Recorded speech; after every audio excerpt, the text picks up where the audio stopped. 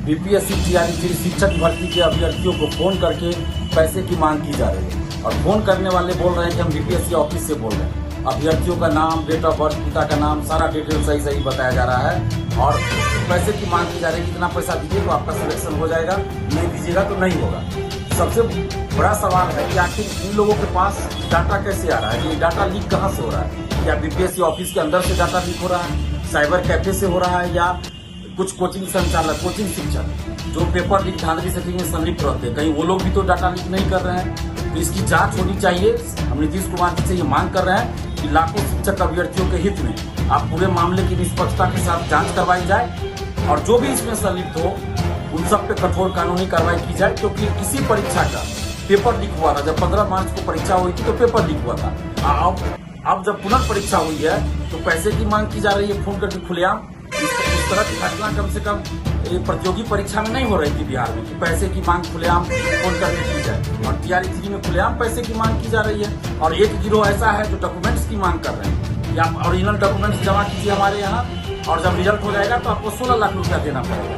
तो इस तरह का चल रहा है पूरे बिहार में और अभ्यर्थी परेशान है। दिन भर उनको अलग अलग नंबर से कॉल आ रहा है, हजारों अभ्यर्थियों के पास फोन आ चुका है। मेरे पास कई अभ्यर्थी फोन करके बताए हैं, कॉल रिकॉर्डिंग तक भेजे हैं जिसमें पैसे की मांग कर रहे हैं जो लोग फोन कर रहे हैं। सरकार से हमारी यही मांग है कि पूरे मामले की निष्पक्षता के साथ जांच की जाए और जो भी दोषी हो उस पर कठोर कानूनी कार्रवाई की जाए।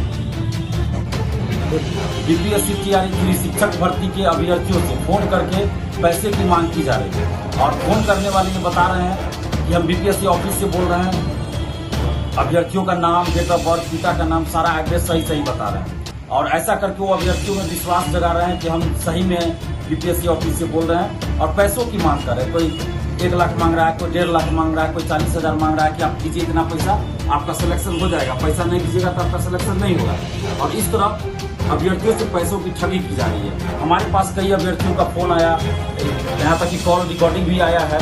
तो ये सबसे बड़ा सवाल उठता है कि इसी परीक्षा का पेपर लीक हुआ था 15 मार्च को और पेपर लीक के कारण ही परीक्षा को रद्द करनी पड़ी और जब पुनर्परीक्षा हुई है तब पैसे की मांग की जा रही है। तो आखिर ये डाटा कहाँ से लीक हो रहा है? जो फोन कर रहे हैं, जो एक तरह से हम लोग ठग ही मानते हैं कि ये सब साइबर फ्रॉड का मामला होगा, लेकिन इन लोगों के पास डाटा कहाँ से आता है? बीपीएससी ऑफिस के लोग डाटा दे रहे हैं, साइबर कैफे वाले डाटे दे रहे हैं, या फिर कुछ कोचिंग संचालक, कुछ कोचिंग शिक्षक जो पेपर लीक धांधली सेटिंग में संलिप्त रहते हैं। तो क्या ऐसे कुछ कोचिंग संचालक भी डाटा दे रहे हैं?